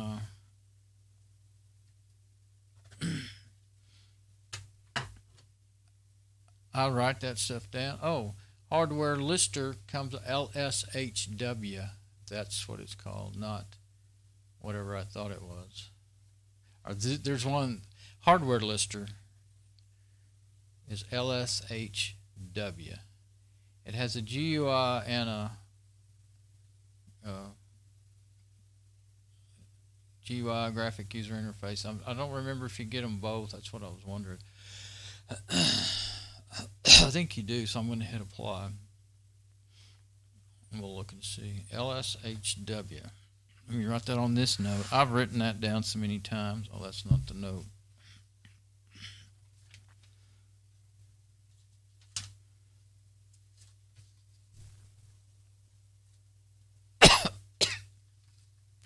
Yeah, it's going to do the GUI and the terminal app, the command line app. So I kind of thought. Okay, so this will be one of them. I don't know that it's the one I like so much, but LSHW. Is that the whole name of it? The text is smaller on this machine. It's hard for me to read the. I guess I could change that. I don't get on it much, you know, and use it because it's my server. What was that IP address it had? Guess I should write that down. Well, it should be. I think I wrote it down the other day, and it shouldn't have changed. Let's see.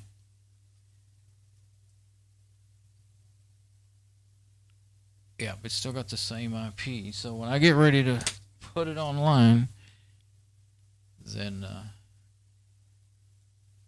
it'll be. I'll know what I'll know what IP to send the router to, and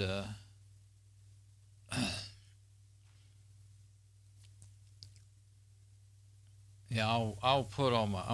I keep thinking I want to put my routers back where they belong, but I need to just wait and chill out until it's.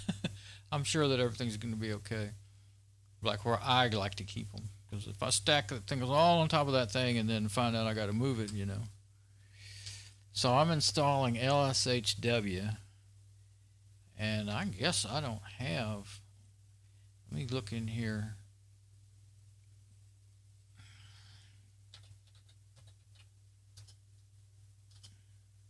Oh, hardware lister. It's already I think it's it's already showing up. That's why.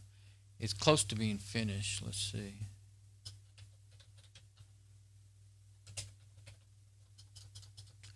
System log, case sysguard, application finder, fslint.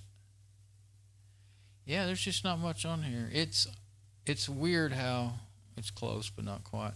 It's weird how hard it is to find hardware app listing apps in Fedora nowadays. I learned about them from just finding them in the repos in years past, but now it's really hard to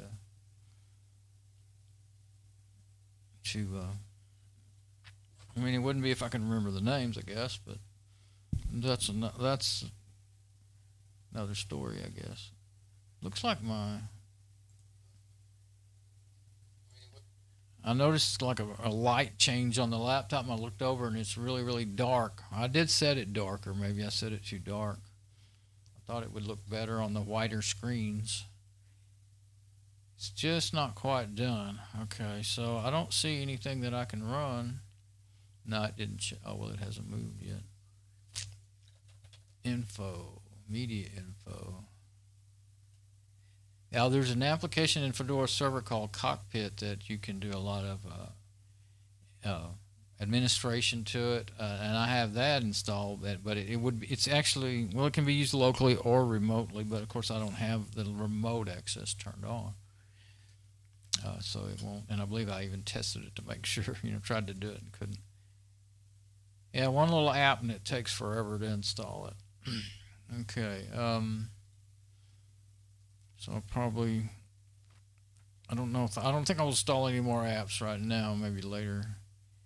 It doesn't have to be. That one thing that I like.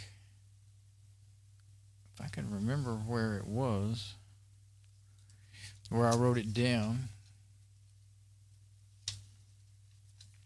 I'm pretty sure I wrote it on a note during all this recent work. But let's go back to the page where the installation is going on. Yeah, it's not done yet. Not the page, but the desktop.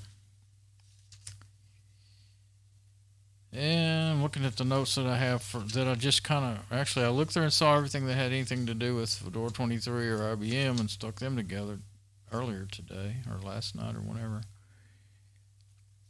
And since this machine, some of them were about the other lshw, okay. I guess I should, HW lister, it must have been a figment of my imagination, so I'm going to mark that one out. Okay, now it's finally done, right? The apply button's still there, but there's nothing to be done. Oh, it's showing updates. Let's see. Shouldn't be anything to be done. Okay, nothing to be done. I clicked on apply, nothing happened. Okay, let's look for lshw. I think it's called hardware lister. Yeah, hardware lister is the full name, but oh, and on this case you need root privileges.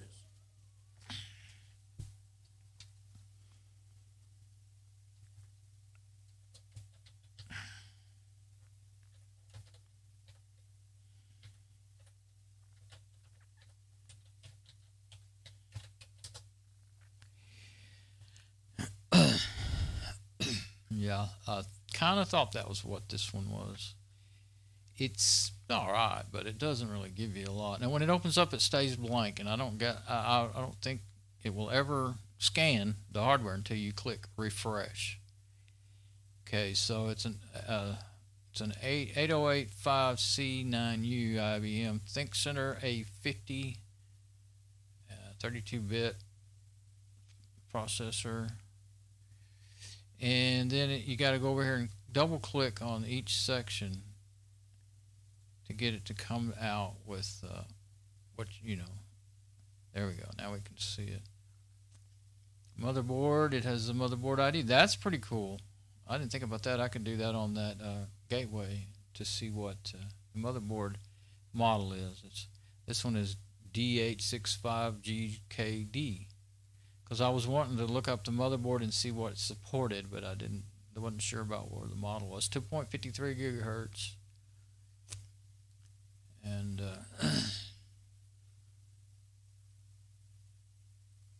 what else? And then system memory, 2 gig, which I knew. Yeah. Because I put it in there. And where's the speed of the memory? It's supposed to have 2 more memory slots that are empty. Does it have 4 of them? I wonder if that's right. I was thinking that none of these machines, I know my old Pentium 4 has 4 slots. But a lot of them, they kind of quit putting as many slots in there, you know. So anyway, well, unless you spend a lot for the motherboard and everything. Let's see. I was looking to see if I saw the speed of the memory, but there's actually no information on the memory other than the slots and how much memory. And there are apps that can see that.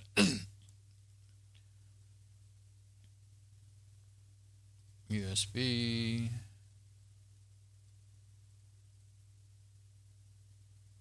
PCI. SCSI. ATA disk. Maxter 6L080L4. Size that's showing up on the system. Well, you're getting 74 gigabyte, but they call it an 80 gigabyte drive because they like to lie. So, ext4 volume, LVM. Let's see. The ext4 is the boot. The boot partition is 500 megabytes, and then the LVM for the rest of the system is 74 gigabytes, I guess. Okay, so maybe I looked at that wrong. That's why it was showing. It was showing the capacity. I don't know. I don't know. Yeah, 500 megabytes wouldn't throw it off that much anyway, would it? Right, it wouldn't even register in the gigabyte rating range. Okay. So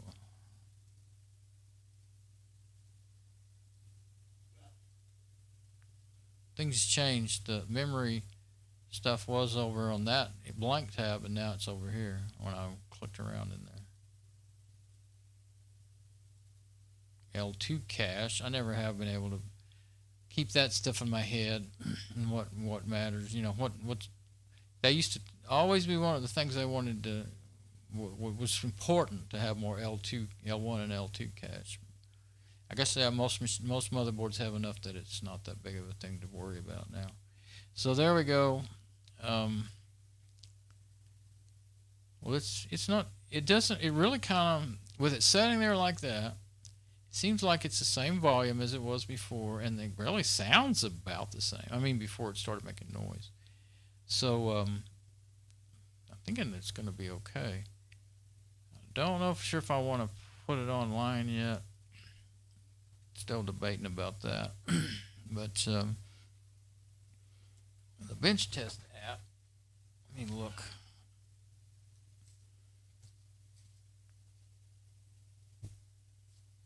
My other notes here.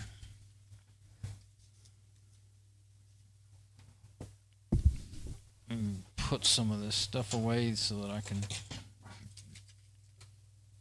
get too much stacked up on the desk, and then when I move my mic, it gets a hold of it and drags it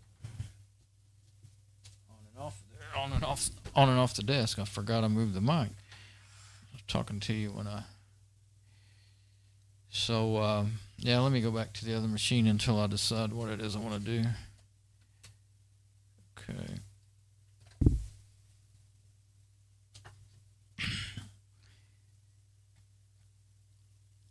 That preview really does pay off. Let's see.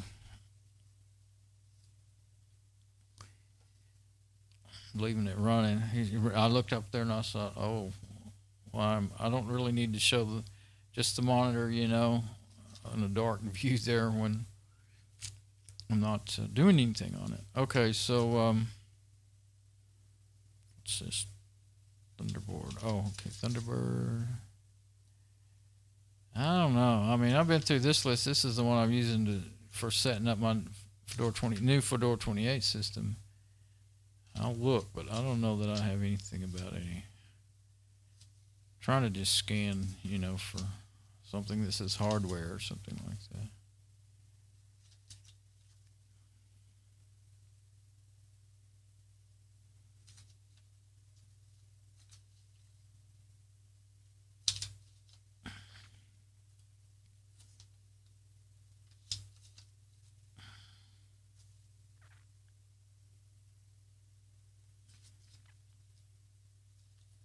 Trying not to get too sidetracked into little details too,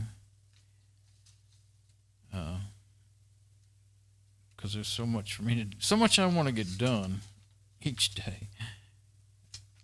Okay, see.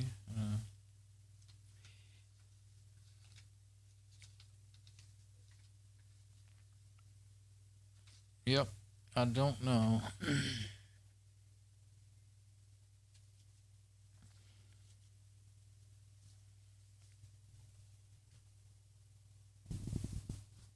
The name of where I might have written it down.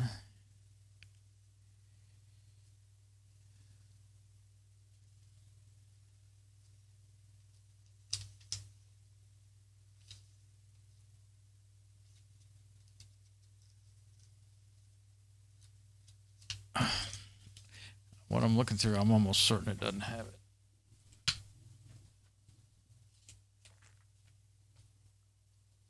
There is another possibility over here. Well, you know what, these little notes, I'm thinking they're only about routers and stuff, but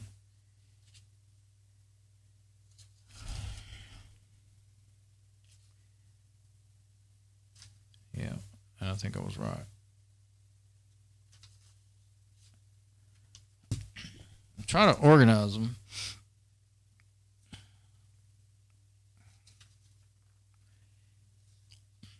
But sometimes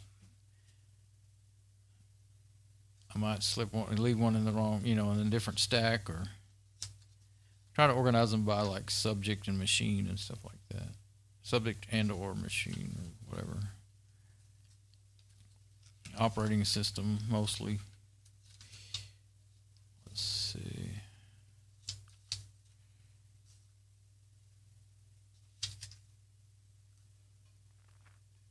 I tried for several years. I tried to keep in notes on the computer, because then it can be searchable. But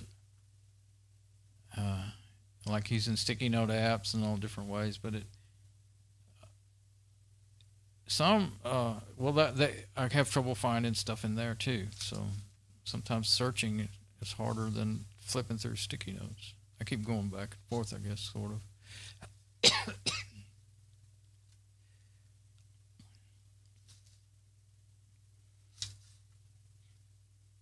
Yep. Well, this was all my notes when I was upgrading.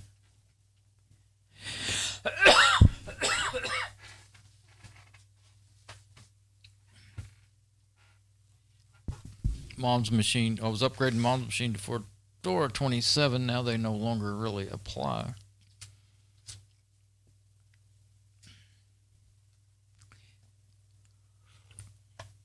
Well, there's stuff that will apply, but not. Anyway, I'm going to reformat it with Fedora 28 now. All right, so I just can't think of a quick way to find the names of those apps. There's one in particular. I'm pretty sure I didn't write that down. I know I have one note about Party Magic has that benchmarking app, and on it, and so I use it in there all the time. And I don't know, it could have been. I'm sitting here. The other note I'm trying to look for was about. Now I don't even see it. I guess I've lost track of what notes are where. It was about Bitdefender virus rescue, and I wrote stuff down about it. That's what it was. Let's see. Won't help to search in Fedora 28. There may be things missing in here. And plus, it only has that DNF dragor, and it's so hard to. There's only one thing I could do. I don't know. This thing seems to be really this software. It's just called software. This other app that I got. I actually got it. I didn't know I was getting it. It was in those groups. This one here. I think it's quiet until you open it up once, and then it starts wanting to tell you about updates and everything, along with DNF dragor. But yeah, it has a search. Yeah, lshw. That's the only one that comes up in there in Fedora 28. Bench test. Phoronix test suite. That's what Phoronix is. I think it's really hard to get it going. I think you can't just install it and use it.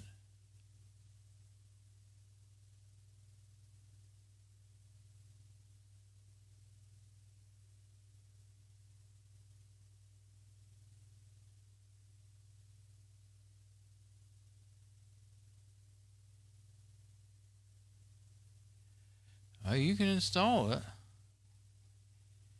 Phoronix. Let's see if it's already on here. Doesn't look like it. Well, let's try an install with this, and if it Phoronix. Let's see if this thing will even install. Where's the install button? I guess it's that little green. No, that's the green button is not install. That green button is the license. It says free on there. This is updated never. I remember putting it on something. Oh, there's the install button up there. I remember putting it on the Fedora 23, and I don't remember. I don't know if I could use it or not.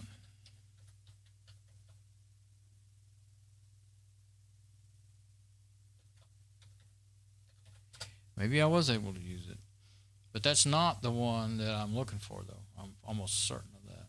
You know, the benchmarking. I think the benchmarking tool that I'm looking for is actually not in. It might be in my favorites, my bookmarks. I think it's not in the Fedora repos. I just remembered that. I can open up I don't have the web browser open up on here. Well, I think it's slowing down because of me. Yeah, I'm doing it. See, it's not even wanting to switch screens, so I better not do all that at once. So it's almost done. So by the time I got ready to look for the other one, this one would be ready for me to try out. I think this is the one that you can start the app from the install screen. Now you see that really, I'm not so sure this one sees. I'm pretty sure it doesn't see all the apps in the Fedora repos, or it's just. On the one hand, it's easy to search with, and on the other hand, maybe it's either not seeing them all, or it doesn't search as well as it should. And because I don't, I remember trying it out a couple.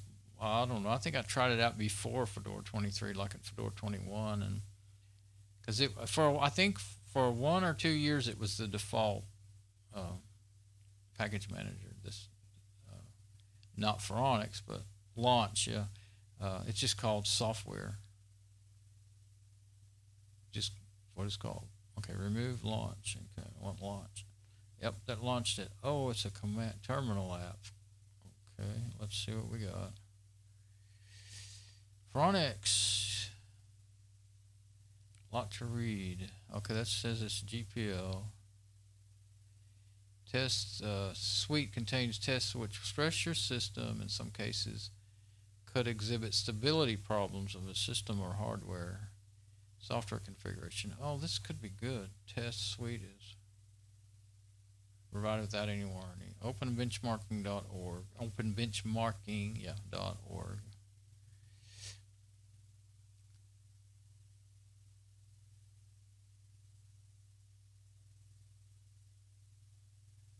Oh, for enterprise support or other, go to Phoronix.com.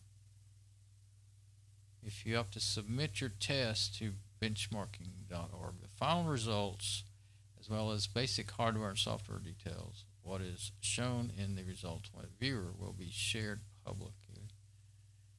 Public bug reports can be brought up. Anonymous usage, if enabling the anonymous test runs will be submitted to openbenchmark.org. The analytical purposes limited. Okay, do you agree to these terms? Well, all you say is yes or no. The way it was, okay, enable anonymous. So do I want that? Oh, I see. They're saying it's anonymous. I think it'd be all right. You got to be careful sometimes because you might end up with. Is it running? I didn't really want to run it. Okay, no, it's not going to run. This should work, but I don't want to run it on here because it's going to probably break my stream. It'll work this machine too hard. But I just flat forgot. I mean, you can use it. You just press, one, run a test. Well, yeah, this is desktop video, so you can see what's there. It does tell the basics about this machine. Lenovo i5. It says 3.3 gigahertz. It's 2.5 gigahertz. I don't think, unless it's running at 3.3, because I I don't think there is any automatic overclocking in this BIOS like ASRock has, but it shows up as 3.3 gigahertz. Graphics 3.3 Mesa. BIOS, Intel, Realtek audio, and the network chip is a gigabit, not Realtek like usual. That's just the basic stuff. It's running, it's been running really well since I put Fedora 28 on it. It'd be funny if it's actually able to do that outside of the BIOS. I don't guess it can. But I need run a test, a suite. Oh yeah, I remember this now. I kept trying every one of them because there's all these different ways you can do it, and some of them ran and some of them didn't. And I think the ones that I was really most interested in didn't actually work on the Lenovo i5 in Fedora 23, though. This will be the newest version of this application.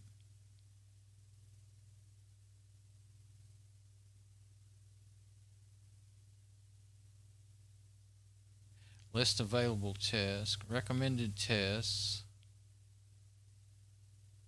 Let's see, recommended tests. Maybe they can hit 7 and hit enter. A lot of oh yeah, I do remember running this, and I was happy until I found out that a lot of them wouldn't run on that Fedora 23 anyway. I want to run this, but not during this stream because I might run it on. I would like to run it on the IBM. I may see if I can install it. Oh yeah, if it didn't run really well on Fedora 23, that's what's over there. So I kept seeing that name recently and wondering, what is that? It's so familiar, but what is it? Processor tests, system tests. Oh man, this is the most extensive one I've ever seen out now. I can't believe I forgot exactly what it was. Disk test, RAM speed. Whoa, this is cool.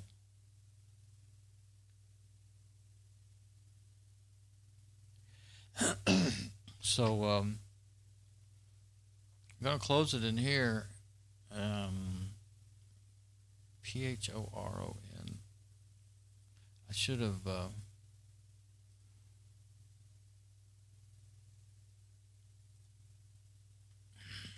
gonna write it down on something. I should have wrote it down a minute ago while I had the spelling right in front of me. Where's my notes about tests? I had notes to self about doing benchmarking. I think it might be in here. Yeah. No. That's not it. Yeah. Phoronix. I think. I'll try looking for that. Well, let's try it in here while I'm still here.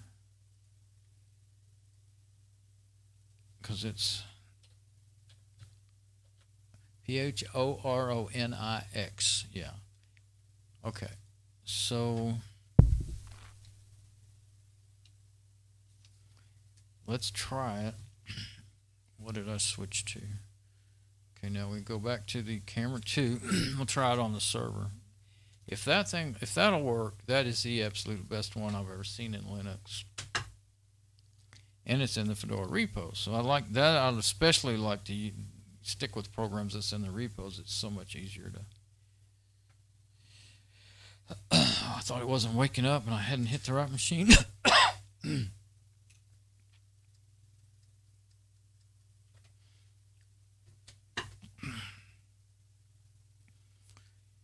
All right, let's see. Let's see if it's on here. Nope. Okay. Yeah, let's just use Yum Extender on here. And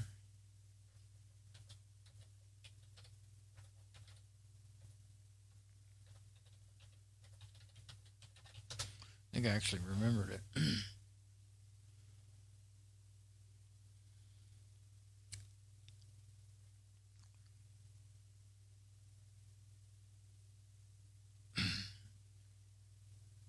Over there on my preview, I'm looking at a black screen.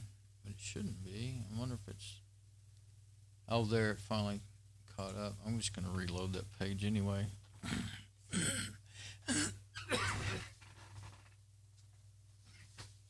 I guess it's...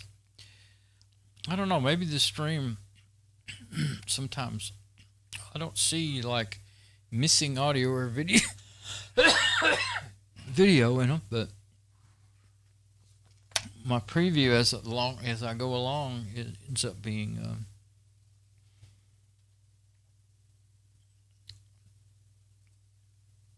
behind by quite a bit. Phoroni. I put C.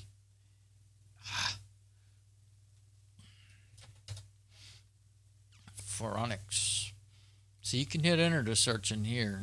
I don't ever even think about it, you know. Boy, that Dragora, you king. It's a drag.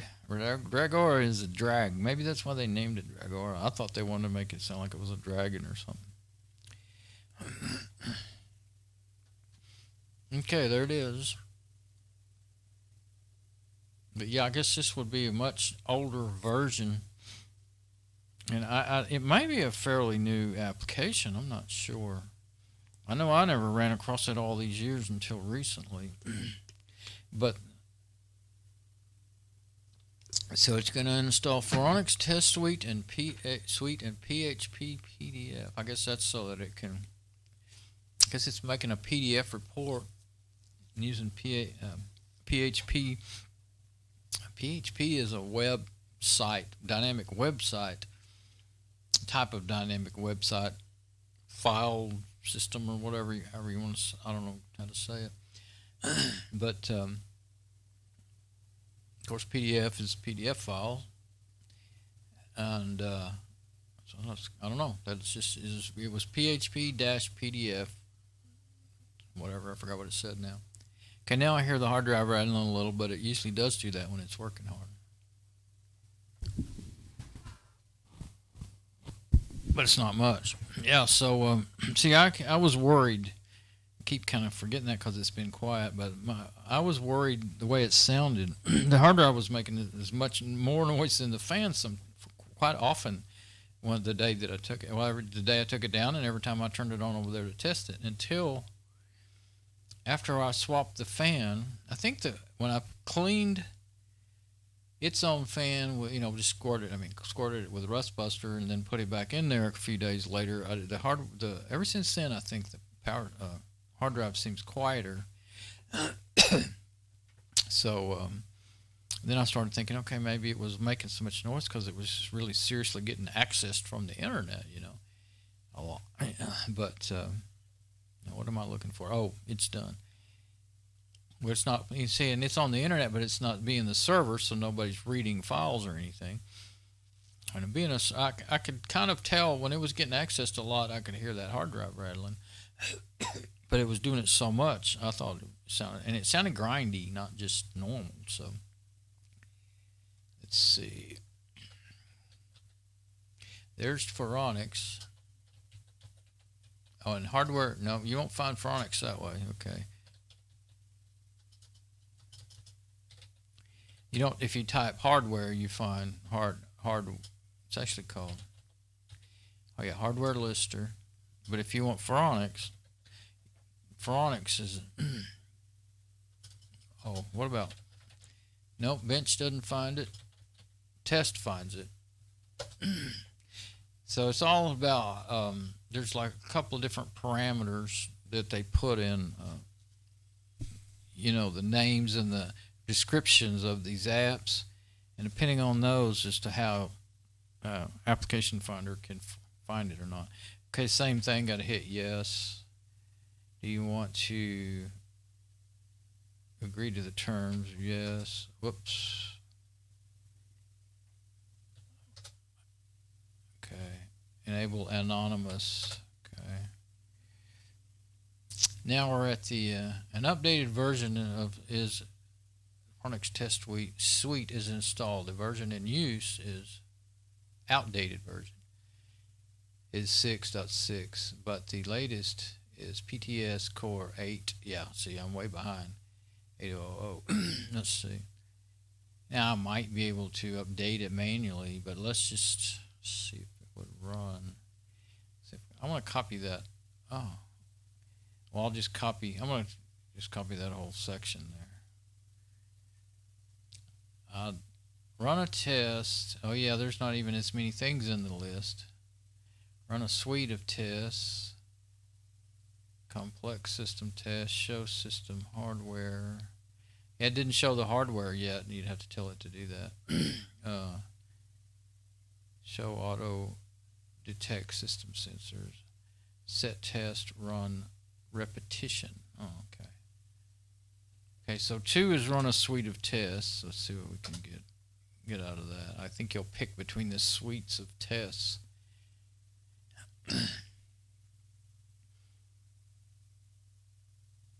Takes a little while to come up.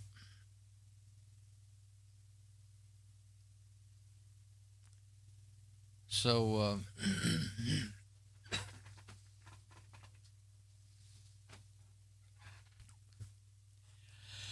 that's a lot of tests. Select a suite. Oh wow. Yeah, the new version is, I think, a lot easier to use. Audio, chess, CPU. Numbers are cut off a little bit.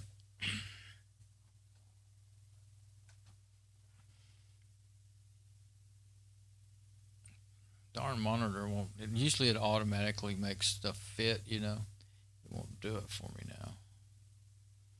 So I'll leave it. I'll just make it to where it fits in the screen. There we go.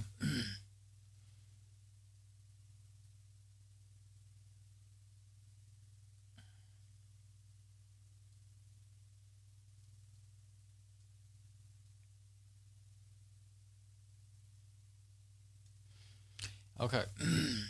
The blue edge is bugging my eyes. That's what I was trying to get rid of it, but I couldn't get it in the right place. Okay, so yeah, okay. An 8 is CPU, and the 9 is cryptography and kernel tracker. Let's just try 8 for now. 8. See what it does there. I just now notice if I move just a little bit, my head comes up in front of the monitor. I guess I've been moving that stand around and up and down, so it's been it's a little lower. I ended up with it a little lower, I guess. Oh, the following dependencies are needed and will be installed. Oh. Okay, they're going to be installed, though. Okay.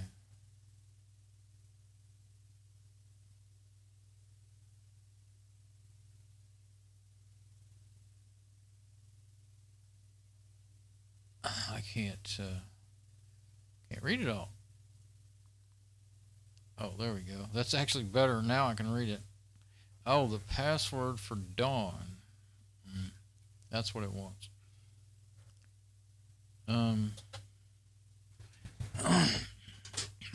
Only typed it once. I don't remember it now.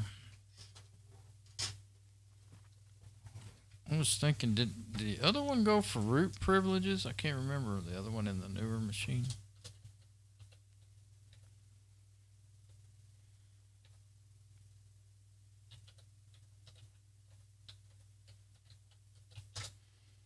There we go. Now, there's dependencies still missing. Ah, these are probably some of those problems I was remembering. I didn't remember this exact detail, but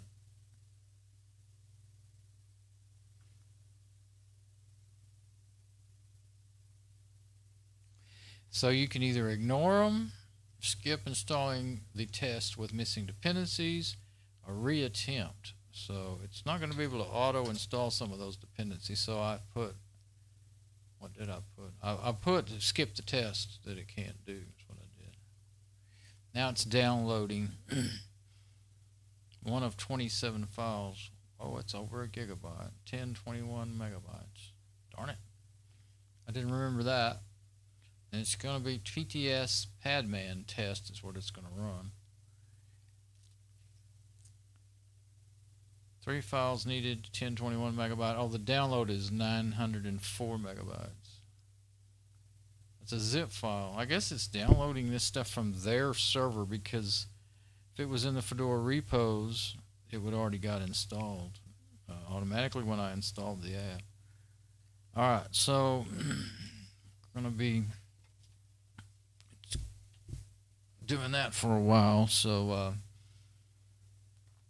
go back to my machine. I'm not going to sit here and look at it. I might put my routers back in their places or whatever. I'm starting to worry that I'm going to get the exact same experience I got in it in Fedora 23 in the Lenovo i5. So I'll just go to that camera, and if I need to turn it around or something, I can do that. Okay, and switch to the wireless.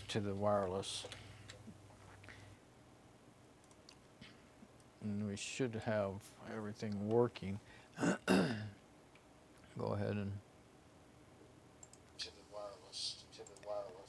okay, now I'm going to pause that preview. I do keep forgetting that there's a possibility my internet's not even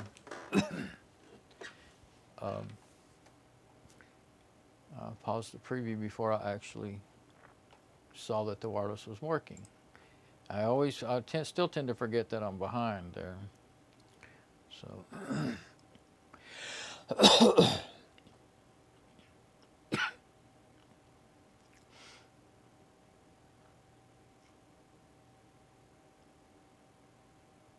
we're gonna work. Oh yeah, yeah. I said, okay. I remember that big cough. That was on the wireless. Okay. So what I'm thinking here is.